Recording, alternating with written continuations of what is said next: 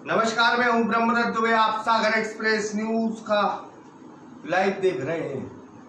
हम लगातार आपसे लाइव के माध्यम से जुड़ते हैं और गुजारिश कुछ करते हैं ऐसी कि आप थोड़ी समझ जाएं।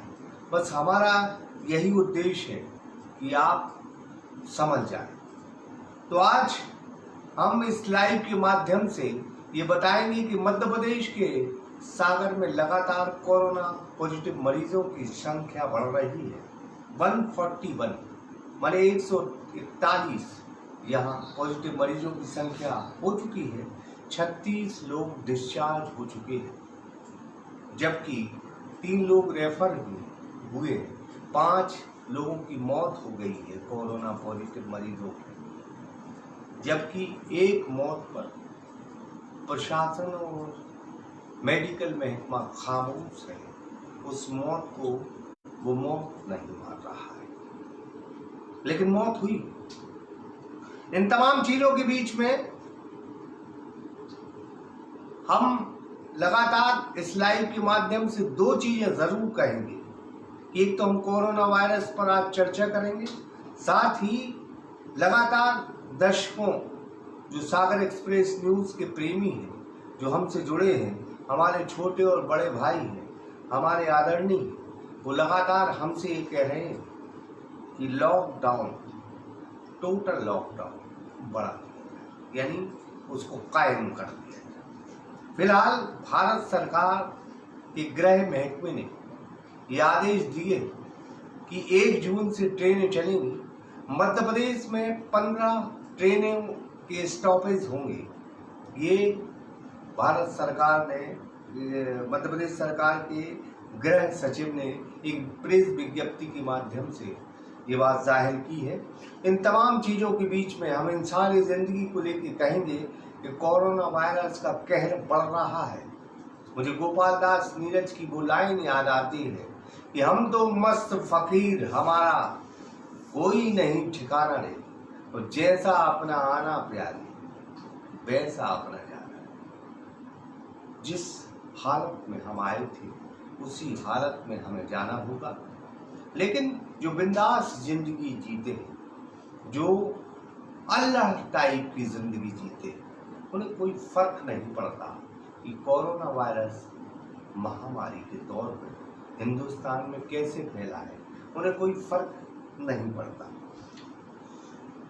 तो गोपाल दास नीरज की लाइनों के साथ हम ये भी कहेंगे कि जो ग्रस्त जीवन बिता रहे हैं, जो बच्चों पे प्रेम बरसा रहे हैं, जो माँ बाप का सम्मान कर उनकी सेवा कर रहे हैं, वो लोग समझ जाएं और अनावश्यक तौर पर सड़कों पर ना हो। जब बहुत बेहद जरूरी हो तब आप सड़कों पर जाएं। जो नौकरी पेशा लोग हैं, जिनसे नौकरी के माध्यम से खर्चा चलता है, वो बेहद सुरक्षा में अपनी नौकरी अदा करें। जो मजदूरी करते हैं, वो भी उनकी जिंदगी है, वो बेहद सुरक्षा में अपनी मजदूरी करें। ये एक व्यक्ति का खुद निजी दायित्व हो जाता है कि वह अपनी सुरक्षा कैसे करता है। कोरोना वायरस से कभी भी कोई सरकार आपको नहीं बचा सकती। सरकार के पास ना ही कोई फार्मूला है, न सरकार के पास कोई सिस्टम है, न प्रशासन के पास ऐसी जुदाई छड़ी है कि वो घुमा दे और आप कोरोना वायरस से मुक्त हो जाएं, आपका क्षेत्र मुक्त हो जाए। ये संभव नहीं है। प्रशासन की लगातार लापरवाहियां उजागर रही हैं और यही वजह रही है कि सागर स्थानीय संक्रमण की ओर है। कोरोना वायरस पॉजिटिवों की लगातार संख्या बढ़ रही है। लेकिन हम फिर कहेंगे कुछ लोग ठीक हो रहे हैं। मनोबल सदा टूटना नहीं चाहिए, हौसले सदैव बुलंद रहना चाहिए। हौसले इस कदर बुलंद रहें आपके कि कोरोना वायरस जैसी महामारी आपके घर में, आपके आस पड़ोस दस्तक न दे जाए। इसके लिए जागरूकता एक बहुत बड़ी जिम्मेदारी है कि हर आदमी जागरूक हो, और जागरूक लोग ही संभलते हैं। बाकी लापरवाह लोग तो सदैव गलती करते हैं और गलती करने के बाद वो पछताते जरूर हैं, लेकिन कहते हैं ना कि जब चिड़िया चुन गई खेत, तो ये तमाम चीज़ है कि आपको अपनी लड़ाई खुद लड़ना है। विवेकानंद जी बड़े आराम से बात कहते रहे कि एक आदमी की, हम बार बार ये बात करते हैं कि एक आदमी, एक व्यक्ति दूसरों के बारे में बहुत जानकारी रखता है कि वो बीड़ी पीता है या सिगरेट पीता है, या वो ऐसा है वो वैसा है, उसका आचरण ऐसा है, वो लोफर है या लुच्चा है, या हम तमाम गतिविधियों से लिप्त हैं। लेकिन एक व्यक्ति को अपने बारे में कितनी जानकारी है ये उसे नहीं मालूम। कहा भी जाता है कि जो व्यक्ति अपने बारे में नहीं जानता वो दुनिया को क्या जानेगा। तो जाहिर तौर पर हम फिर कहेंगे कि एक व्यक्ति को अपने बारे में जानना बहुत जरूरी है। वो हम आपसे एक सवाल करें तो बड़े ध्यान से सुनें कि आज से 14 दिन पहले 2:52 पर आप क्या कर रहे थे? आप स्तब्ध रह जाएंगे, आपको नहीं मालूम। मैं तो सदियों जन्मों की बात नहीं कर रहा, मैं तो ठीक 14 दिन पहले आपकी ये बात कर रहा हूं कि 2:52 पर आप क्या कर रहे हैं। आपको नहीं मालूम, मुझे भी नहीं मालूम। तो जब अपने बारे में, अपनी जिंदगी के गुजरे पलों को आप नहीं जानते तो दूसरों की शिकायत करना बंद करें, खुद की शिकायत पर अमल करें और घर में रहें। कई लोग फोन लगाते हैं कि फला आदमी होम क्वारंटीन है लेकिन वो घूम रहा है। तुम सिर्फ उसे देखने जा रहे हो कि वो लापरवाही कर रहा है कि अगर वो खुदा ना खास्ता पॉजिटिव हुआ और आपके संपर्क में आ गया तो आप मुफ्त में मारे जाओगे कि उसे देखने गए थे। बड़ी गजब है इंसानी जिंदगी। तो इन चीज़ों से बचें। और एक आदमी का मानव स्वभाव होता है कि वो दूसरों के बारे में बहुत जानकारी जुटाता है। मैं लगातार कुछ लोगों की उस जिज्ञासा का करारा जवाब देना चाहता हूँ, जो पत्रकारों से या व्हाट्सएप ग्रुप या तमाम चीज़ों से ये जानकारी लेते फिरते हैं कि आज कितने कोरोना पॉजिटिव निकले। बड़ी जिज्ञासा रहती है, मन में उत्साह रहता है कि और ज्यादा। पता नहीं कैसे लोग, पता नहीं उनका कैसा आचरण है, पता नहीं उनका कैसा चरित्र है, जो अपने सागर को दुविधा में देखना पसंद करते हैं, जो अपने मध्य प्रदेश को दुविधा में देखना पसंद करते हैं, जो अपने हिंदुस्तान को मुश्किलात में देखना पसंद करते हैं। ऐसे लोगों को हम प्रणाम करते हैं और नमस्कार के साथ ये जरूर नसीहत देते हैं, ईश्वर से दुआ करें कि कोई कोरोना पॉजिटिव न निकले। आप ये जिज्ञासा मत रखो कि और पॉजिटिव। मन में ये तड़प होनी चाहिए, ललक होनी चाहिए। कभी कभी दुआएं बहुत असर करती हैं। कल शायद उतना रिस्पॉन्स नहीं आया एक खबर में, लेकिन सागर एक्सप्रेस न्यूज ने अपने पूरे मन से वो खबर बनाई थी। खबर में ये था कि एक माँ अपनी बेटी के साथ डिस्चार्ज हुई। तिलकगंज की एक बच्ची 1.5 साल की थी और वो डिस्चार्ज हुई। जब वो 1.5 साल की बच्ची पॉजिटिव थी 14 दिन पहले, तो उसकी माँ नेगेटिव थी। उसकी माँ को कोरोना पॉजिटिव था ही, उसका चेकअप हुआ लेकिन उसको नहीं निकला।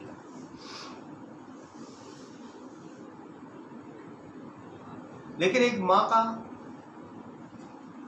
कर्तव्य, एक माँ की ममता, एक माँ का प्यार, एक माँ की मोहब्बत सदैव इस दुनिया में इतनी ताकतवर होती है कि सिर्फ ईश्वर ने उसे ताकत बख्शी कि वो ओम व्यास ओम कहते हैं, शायद किसी और की लाइन में लिखा है कि दुनिया में ईश्वर ने एक चीज को जमकर ताकत बख्शी, वो है माँ। माँ की दुआओं में बहुत असर होता है। वो लात खाकर भोजन देने की क्षमता रखती है। वो माँ जिसमें इतनी ताकत है कि वो कायनात की कायनात हिलाती है। उसके आंसुओं में वो ताकत है कि जब अपने बेटे और बेटी के लिए उसके आंसू गिरे तब ईश्वर को विवश होना पड़ा। उस भाग्य विधाता को अपने निर्णय बदलने पड़े। कल जब वो बच्ची बाहर निकली और उसके साथ उसकी माँ थी, लेकिन माँ नेगेटिव थी।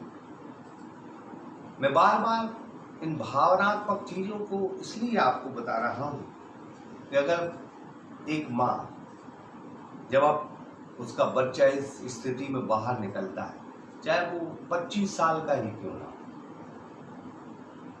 या 30 साल का क्यों ना, उसकी पत्नी टोकेगी या नहीं टोकेगी मुझे नहीं मालूम कि बाहर मत निकलो, लेकिन धीरे से एक माँ की जरूर आवाज आए, कहाँ जा रहे हैं।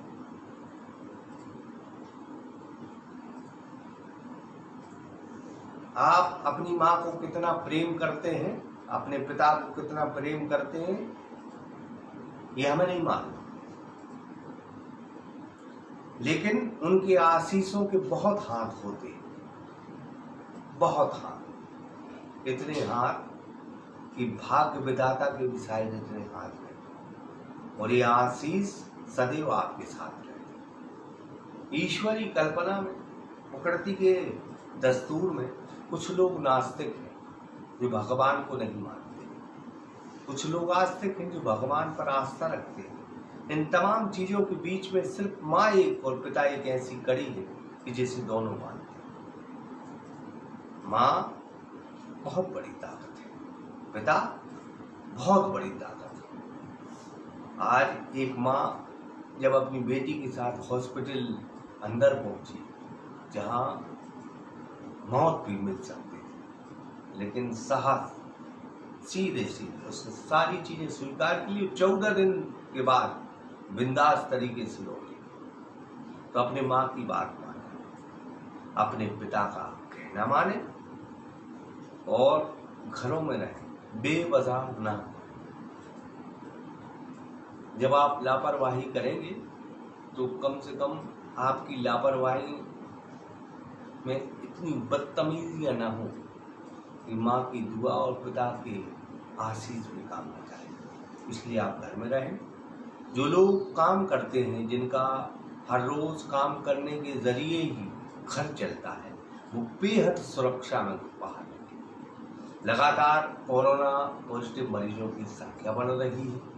प्रशासन और सरकार क्या निर्देश देते हैं उसको दरकिनार करके अपनी सुरक्षा खुद करें, क्योंकि आज तक दुनिया में वो सरकार और नेता ही नहीं बना जो पूरी आवाम को हाथ उठा के कह दे कि तथास्तु आप जिंदा रहें। ये सिस्टम बहुत पहले खत्म हुआ।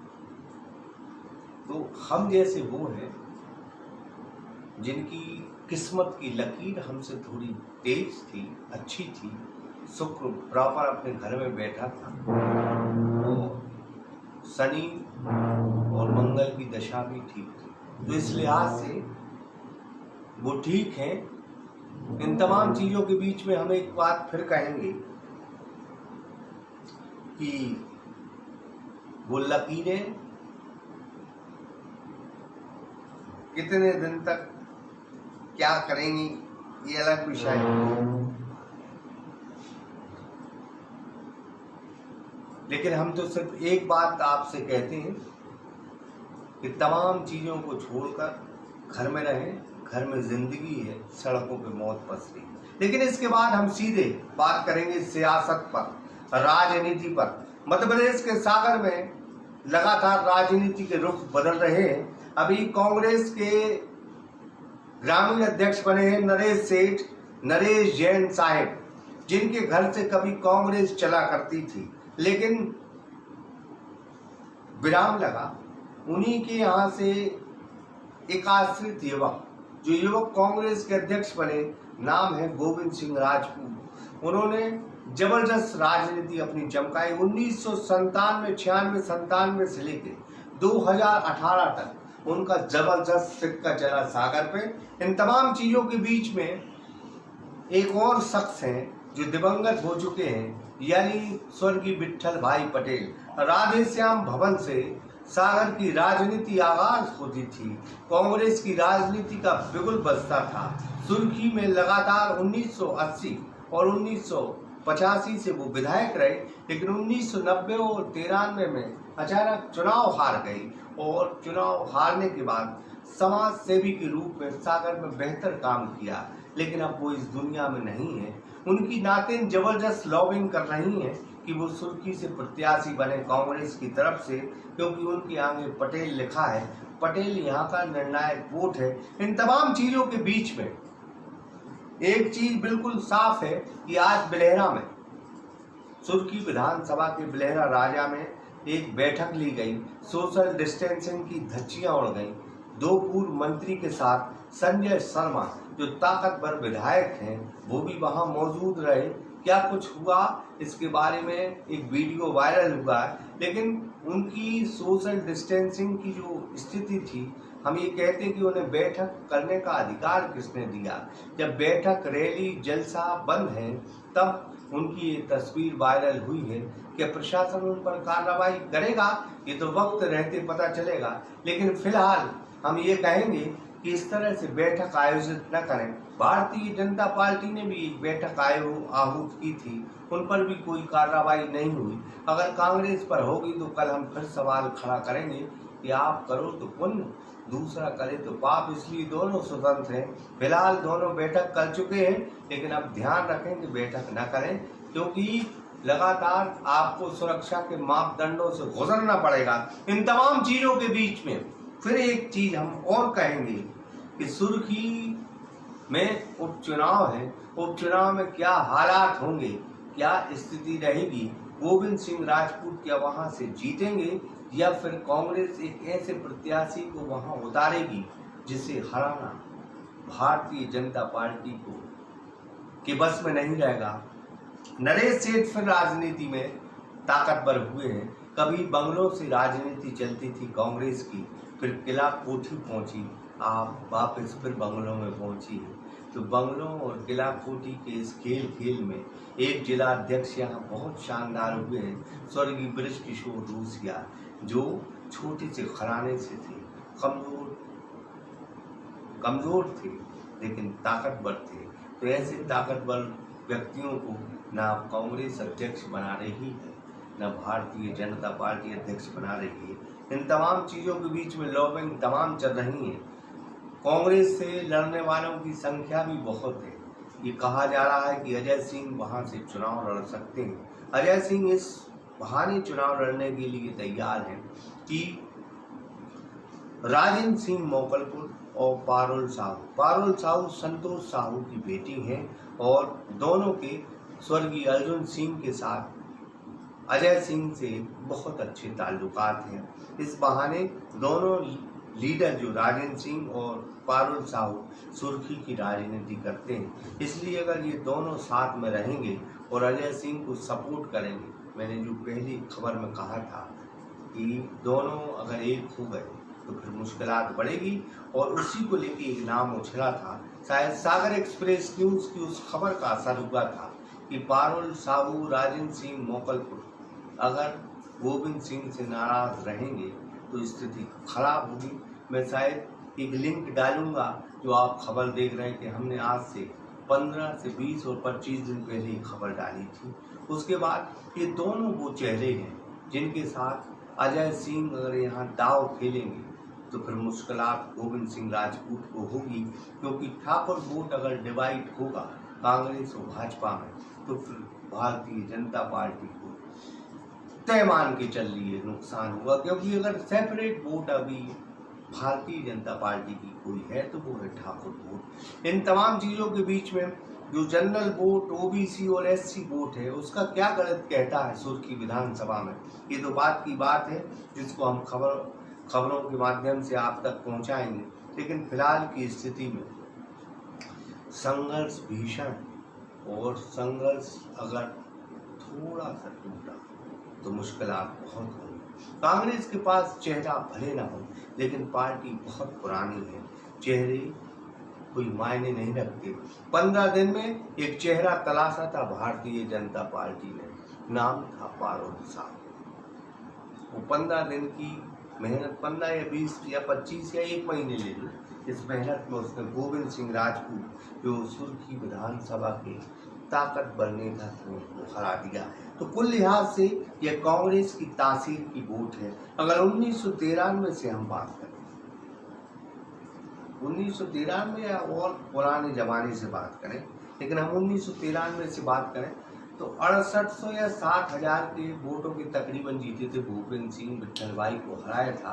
लक्ष्मी नारायण यादव की इस चुनाव में जमानत चढ़ती थी। ये बड़ी अहम बात है, क्योंकि 1990 में भी वो जीते थे और उससे पहले वो 77 में भी जीते थे, तो उस लिहाज से यहाँ उनकी जमानत जब्त हुई थी।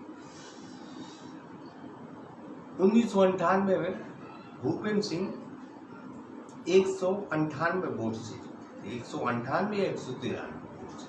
2003 में वो तकरीबन 13,680 वोटों से हारे थे, और 2008 में 14,000 कुछ वोटों से राजेंद्र सिंह मोकलपुर, जो भारतीय जनता पार्टी का चेहरा बने थे, वो गोविंद सिंह राजपूत से हारे थे। लेकिन 2013 में पारुल साहू 144 वोटों से, 141 या 144 वोटों से गोविंद सिंह राजपूत से जीती थी, यानी भारतीय जनता पार्टी। और फिर 2018 का अगर तस्वीर देखें तो 21,000 से उन्होंने, माने कांग्रेस ने भारतीय जनता पार्टी को चुनाव हराया।